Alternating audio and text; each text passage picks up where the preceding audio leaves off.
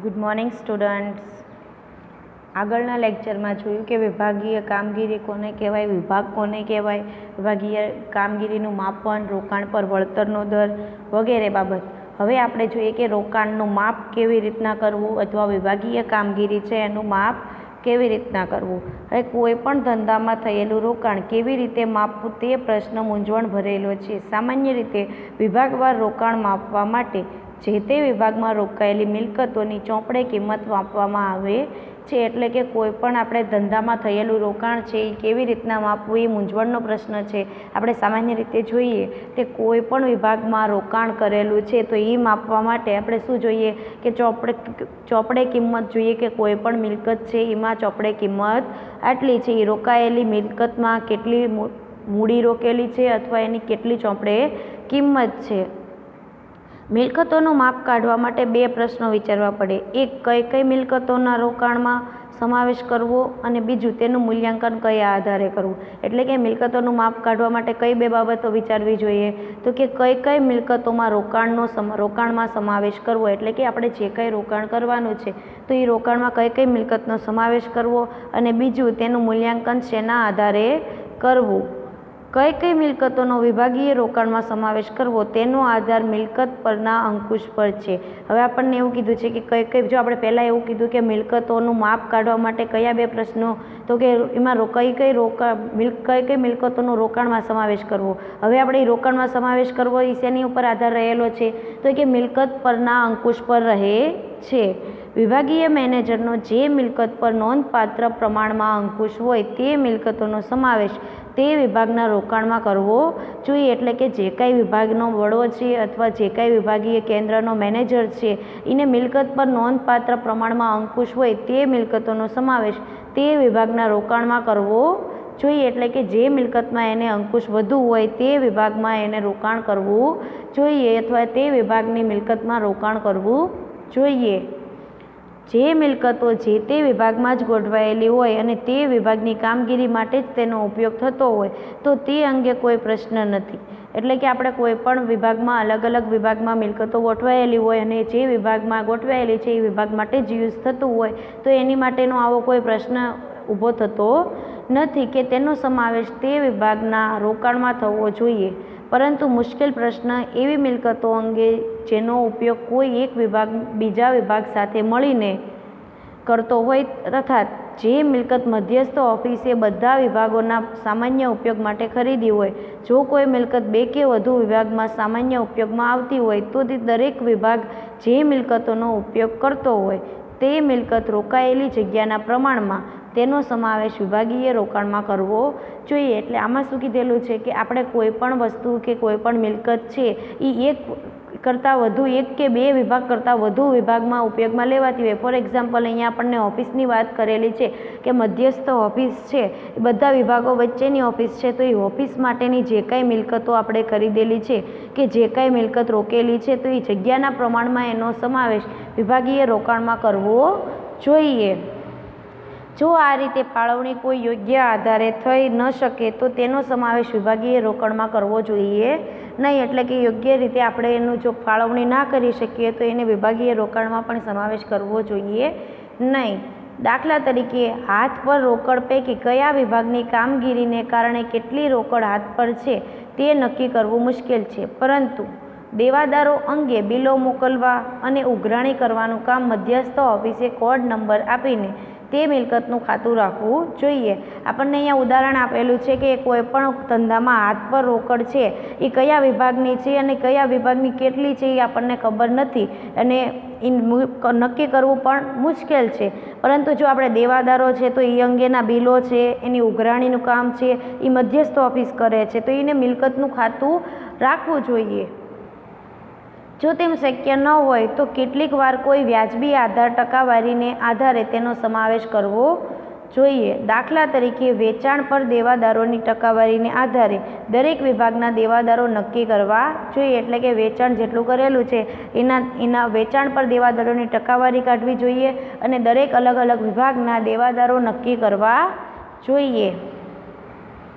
રોકાણમાં કઈ મિલકતોનો સમાવેશ કરવો તે પ્રશ્નની ચર્ચા કરતાં બીજા જે કેટલાક પ્રશ્નો વિચારવાના રહે રહે છે તે આ પ્રમાણે છે. એટલે કે કઈ રોકાણમાં કઈ કઈ મિલકતોનો સમાવેશ કરવો, તો એની માટેના અલગ અલગ ક્વેશ્ચન જોઈએ કે નકામી પડી રહેલી મિલકતોનો રોકાણમાં સમાવેશ કરવો કે નહીં, મંદીના કારણે, આગના કારણે કે મિલકત અપ્રચલિત બનવાને કારણે કોઈ મિલકતોની કિંમત રોકાયેલી મૂડીમાંથી બાદ કરવામાં આવે છે. એટલે કે નકામી મિલકત પડેલી છે તો એને રોકાણમાં સમાવેશ કરવો કે નહીં એ એક ક્વેશ્ચન છે. ફોર એક્ઝામ્પલ, મંદીના કારણે કે આગના કારણે કે મિલકત છે એ અપ્રચલિત બની ગઈ હોય, એની જગ્યાએ કોઈ નવું મિલકત આવી ગઈ હોય તો એની કિંમત છે એ રોકાયેલી મૂડીમાંથી બાદ કરવામાં આવે છે. જોકે સંચાલકોના ખ્યાલમાં એ વાત હોવી જોઈએ કે આ રીતે નકામી પડી રહેલી મિલકતોનું રોકાણ નુકસાન સૂચવે છે. એટલે કે આપણે ધંધાના સંચાલકો છે ને એ બાબત ધ્યાનમાં રાખવી જોઈએ કે આ રીતે જે કંઈ મિલકત છે એ નકામી પડી છે તો એ રોકાણનું નુકસાન સૂચવે છે, એનો જલ્દીથી નિકાલ કરવો જોઈએ. ત્યાર પછી બીજો પ્રશ્ન એ છે કે પાઘડી, ટ્રેડમાર્ક વગેરે જેવી અદ્રશ્ય મિલકતો ધ્યાનમાં લેવી કે નહીં. એટલે કે આપણે કોઈ પણ ધંધો છે, કોઈ પણ ઔદ્યોગિક એકમ છે તો એમાં પાઘડી, ટ્રેડમાર્ક, પ્રાથમિક ખર્ચ એવા જે કંઈ અદ્રશ્ય મિલકતો છે એને ધ્યાનમાં લેવી કે નહીં. તો જો ગણતરીમાં એકરૂપતા લાવવી હોય તો આવી મિલકતોનો રોકાણમાં સમાવેશ કરવો જોઈએ નહીં. એટલે કે આપણે જે કંઈ ગણતરી કરીએ છીએ એ બધી ગણતરી બધા ડિપાર્ટમેન્ટ, બધા વિભાગ વાઇઝ એકરૂપતા લાવવી હોય તો એને રોકાણમાં સમાવેશ કરવો જોઈએ નહીં. ખાસ કરીને પાઘડી અંગે કિંમત ચૂકવી હોય અને તે પાઘડી ચોપડે દેખાતી હોય ત્યારે આ પ્રશ્ન ઉદ્ભવે છે. પાઘડીનો આધાર અધિક નફાના અસ્તિત્વ પર છે. એટલે કે જો આપણે પાઘડી તો જ દર્શાવાય કે જો કોઈ પણ ઔદ્યોગિક એકમમાં અધિક નફો થયો હોય, એટલે કે પાઘડી અંગે કિંમત ચૂકવી હોય અને ચોપડે દેખાતી હોય તો આ પ્રશ્ન ઉદ્ભવે છે. અને નફાનું પ્રમાણ વર્ષો વર્ષ બદલાતું રહે છે. આ સંજોગોમાં એકરૂપતા જાળવવા પાઘડી જેવી અદ્રશ્ય મિલકતોનો રોકાણમાં સમાવેશ ન કરવો જોઈએ. તે જ પ્રમાણે પ્રાથમિક ખર્ચ જેવી અવાસ્તવિક મિલકતોનો સમાવેશ પણ ન જ કરવો જોઈએ. એટલે કે આપણે એકરૂપતા જાળવવા માટે પાઘડી જેવી જે કાંઈ અદ્રશ્ય મિલકત છે એનો સમાવેશ રોકાણમાં કરવો જોઈએ નહીં. એવી જ રીતે પ્રાથમિક ખર્ચ પણ અવાસ્તવિક મિલકત છે તો એને પણ આપણે રોકાણમાં સમાવેશ કરવો જોઈએ નહીં. બીજો પ્રશ્ન એ છે કે મિલકતોનું મૂલ્યાંકન કેવી રીતે કરવું તે એકવાર નક્કી થાય કે કઈ કઈ મિલકતોનો રોકાણમાં સમાવેશ કરવો, કે પછી બીજો પ્રશ્ન એ છે કે તેનું મૂલ્ય કેવી રીતના નક્કી કરવું. એટલે આપણે જો એકવાર નક્કી કરી નાખ્યું કે આ કઈ કઈ મિલકતો છે એ રોકાણમાં સમાવેશ કરવો, તો બીજો પ્રશ્ન શું છે કે એનું મૂલ્ય કેવી રીતના નક્કી કરવું. એટલે કે કોઈ પણ મિલકત છે એનું મૂલ્ય કેવી રીતના નક્કી કરવું. મોટાભાગની કંપનીઓ આ માટે દરેક મિલકતની ઐતિહાસિક પડતરનો ઉપયોગ કરે છે, પરંતુ જૂની કિંમતના આધારે રજૂ કરેલ આંકડા સાચી પરિસ્થિતિનો ખ્યાલ આપી શકતા નથી. એટલે કે અત્યારની કોઈ પણ મોટાભાગની કંપની છે એ મિલકતની ઐતિહાસિક પડતર એટલે કે જૂની પડતર ધ્યાનમાં લે છે, એના આધારે રજૂ કરેલ આંકડા સાચી પરિસ્થિતિનો ખ્યાલ આપી શકતા નથી. ખાસ કરીને ફુગાવાના કારણે મિલકતોની કિંમત તો ખૂબ વધારો થયો હોય ત્યારે ઐતિહાસિક પડતરને આધારે ગણેલ મૂલ્ય કોઈ વળતરનો ખોટો ખ્યાલ આપે છે. ધારો કે એક કંપનીએ 5 વર્ષ પહેલાં એક મિલકત ખરીદેલી જેનું આજે ચોપડા ઘસારા બાદ મૂલ્ય 1 લાખ છે અને તે વિભાગનો ચોખ્ખો નફો 20,000 છે. તેના આધારે રોકાણ પર વળતરનો દર 20% ગણાય. પરંતુ જો તેની આજની કિંમત તપાસીએ તો પરિસ્થિતિ જુદી છે. એટલે કે આપણે 5 વર્ષ પહેલાં એક મિલકત ખરીદી હતી, એનું આજ ઘસારા બાદનું મૂલ્ય 1 લાખ રૂપિયા છે તો એનો ચોખ્ખો નફો 20,000 છે. તો એના આધારે રોકાણ પર વળતરનો દર કઈ રીતના મળે, તો કે આપણે ચોખ્ખો 1 લાખ રૂપિયા છે અને 20,000 નફો છે એટલે કે 20% નફો ગણાય. પરંતુ જો તેની આજની કિંમત તપાસીએ તો પરિસ્થિતિ અલગ ગણાય. તો જો કામગીરી આવક કેટલી છે 30,000, મિલકત કેટલી 1 લાખ અને ઘસારો 10% લેખે બાદ કરીએ છીએ. ઐતિહાસિક પડતર 1 લાખ અને પુનઃસ્થાપના કિંમત 2 લાખ આપેલી છે તો ઐતિહાસિક ઘસારો 10% બાદ કર્યો. હવે રોકાણ પર વળતરનો દર જોઈએ કે રોકાણ કેટલું છે તો કે 20, નફો કેટલો છે 20,000 છેદમાં 1 લાખ એટલે 20% અને 10,000 છેદમાં 2 લાખ એટલે કે 5%. આમ વાસ્તવમાં તે વિભાગનો રોકાણ પર વળતરનો દર ફક્ત 5% છે. એટલે જો આપણે એકચ્યુઅલી પ્રેક્ટિકલ સમ ગણવાના છે એ વખતે વધારે ખ્યાલ આવશે કે વાસ્તવમાં વિભાગનો રોકાણ પર વળતરનો દર કેટલો છે તો કે 5%. ઐતિહાસિક પડતરે મિલકતનું મૂલ્યાંકન કરવાની બીજી ખામી એ છે કે જુદા જુદા વર્ષોમાં ખરીદેલી મિલકતોની કિંમત જુદા જુદા વર્ષોમાં મિલકતોની કિંમત અલગ હશે, એટલે કે આપણે કોઈ પણ ઐતિહાસિક વળતરે ગણીએ છીએ તો અલગ અલગ વર્ષે કે મિલકતોની કિંમત અલગ અલગ હોય, એટલે આપણને ચોખ્ખો રોકાણ પર વળતરનો દર મળતો નથી. અને તેથી જો જુદા જુદા વિભાગોની કાર્યક્ષમતાની સરખામણી કરવી હોય તો તેની મિલકતો અને ઘસારો બંને કોઈ એક સમાન માપમાં ગણવા જોઈએ. એટલે અને શું કીધું છે કે જો જુદા જુદા વિભાગોની કાર્યક્ષમતાની સરખામણી કરવી હોય તો એને મિલકતો અને ઘસારો બંને કોઈ સમાન માપ ગણવા જોઈએ. એટલે કે મિલકતોનું મૂલ્ય અને ઘસારાનું મૂલ્ય એક સરખી પદ્ધતિથી ગણવું જોઈએ, નહીં તો આ તુલના ખોટા તારણો આપશે. મિલકતોના મૂલ્યાંકન માટે બીજો પ્રશ્ન એ છે કે મિલકતની ઘસારા બાદની કિંમત કેવી લેવી કે મૂળ કિંમત લેવી. એટલે કે કોઈ પણ આપણે મિલકત છે એનો બીજો પ્રશ્ન શું છે કે મિલકતની ઘસારા બાદની કિંમત લેવી જોઈએ કે એની મૂળ કિંમત લેવી જોઈએ. બંનેની તરફેણમાં અને વિરુદ્ધમાં દલીલો થઈ શકે. જો મિલકતો મૂળ કિંમત જ લેવામાં આવે તો ઘસારાના જુદા જુદા દર કે પદ્ધતિના કારણે જે મુશ્કેલી ઊભી થાય તે થશે નહીં. આપણે મિલકતો જો મૂળ કિંમતે જ દર્શાવેલી હોય એટલે કે તો ઘસારાનો જે કાંઈ અલગ અલગ દર છે કે અલગ અલગ પદ્ધતિ છે એના કારણે કોઈ મુશ્કેલી ઊભી થશે નહીં.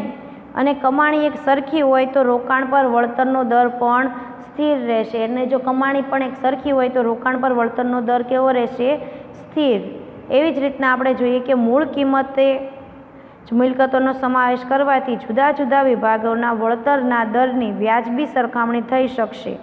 ઘસારા બાદ કિંમત લેવાથી જુદી જુદી મિલકતોની અંદાજી આયુષ્ય જુદી જુદી રીતે અંદાજવાથી પણ વ્યાજબી સરખામણી થઈ શકતી નથી. એટલે કે જો આપણે કોઈ પણ મિલકત છે એ મૂળ કિંમતે જ મિલકતોનો સમાવેશ કરીએ અને અલગ અલગ વિભાગમાં વળતરના દરની વ્યાજબી સરખામણી કરી શકીએ, પરંતુ આપણે ઘસારા બાદ કિંમત લેવી તો જુદી જુદી મિલકતોની અંદાજી આયુષ્ય જુદી જુદી રીતે અંદાજવામાં પણ વ્યાજબી સરખામણી થઈ શકતી નથી. એટલે કે જો મૂળ કિંમતે લઈએ તો બધી પદ્ધતિ સરખી હોય એટલે સરખી કિંમત મળે, પરંતુ આપણે જો ઘસારા બાદની કિંમત લઈએ તો અલગ અલગ મિલકતોની સરખામણી યોગ્ય થતી નથી. કુલ મિલકતોના આધારે રોકાયેલી મૂડી પર વળતર ગણવાથી વળતરનો દર નીચો આવે છે અને રૂઢિચુસ્તપણાના સિદ્ધાંતનું પાલન થાય છે. એટલે કે કુલ મિલકતોના આધારે આપણે રોકાયેલી મૂડી પર વળતર ગણીએ તો વળતરનો દર નીચો આવે છે અને રૂઢિચુસ્તપણાના સિદ્ધાંતનું પાલન થાય છે. કોઈ મિલકત પર પૂરો ઘસારો માંડી વાળવામાં આવ્યો હોય ત્યારે ઘસારા બાદ કિંમત લેવાની પદ્ધતિમાં આવી મિલકતોનો રોકેલી મૂડીમાં સમાવેશ થતો નથી. એટલે કે આપણે કોઈ પણ મિલકત છે એની ઉપર પૂરેપૂરો ઘસારો માંડી વાળ્યો હોય તો એની ઘસારા બાદ કિંમત લેવાની પદ્ધતિમાં આવી મિલકતોનો રોકાયેલ મૂડીમાં સમાવેશ થતો નથી, એ વ્યાજબી ગણાય નહીં. ત્યાર પછી વિભાગ વળતરનું માપન એટલે શું અથવા વિભાગીય મૂલ્યાંકન અથવા આવકનું માપ એટલે શું સમજાવો. અથવા આપણને અંકુશપાત્ર નફો પૂછે, ચોખ્ખો નફો પૂછે, શેષ નફો પૂછે, કર બાદ કે કર પહેલાંનો નફો પૂછે તો એનો આપણે આન્સર જોઈએ કે વિભાગ વળતરનું માપન. સામાન્ય રીતે નફા નુકસાન ખાતું જે નફો બતાવે તેના આધારે રોકાણ પર વળતર ગણવામાં આવે છે. એટલે કે આપણને નફા નુકસાન ખાતામાં કર પહેલાંનો કે કર પછીનો નફો બતાવેલો હોય તો એના આધારે રોકાણ પર વળતર ગણવામાં આવે છે.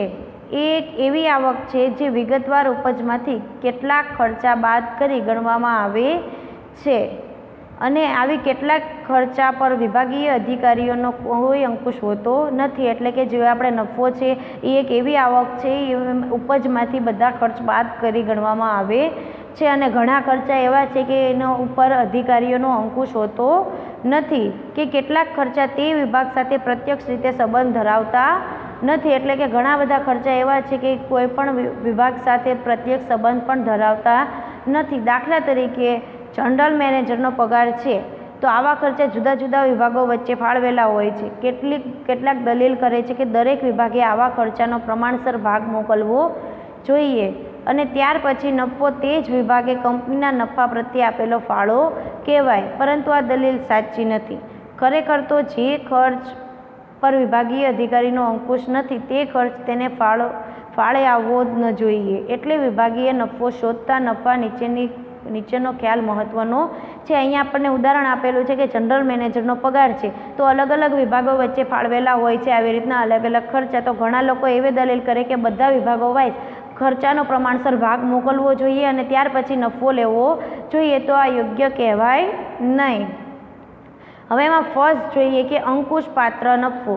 તો અંકુશપાત્ર નફો એટલે જે તે વિભાગની આવક બાદ તે વિભાગ દ્વારા અંકુશિત થઈ શકે એવો ખર્ચ. આપણને અંકુશપાત્ર નફો શું કોને કહેવાય? તો કે જે તે વિભાગની આવક બાદ તે વિભાગનો જે કાંઈ અંકુશિત થઈ શકે એવો ખર્ચ એટલે કે અંકુશપાત્ર નફો.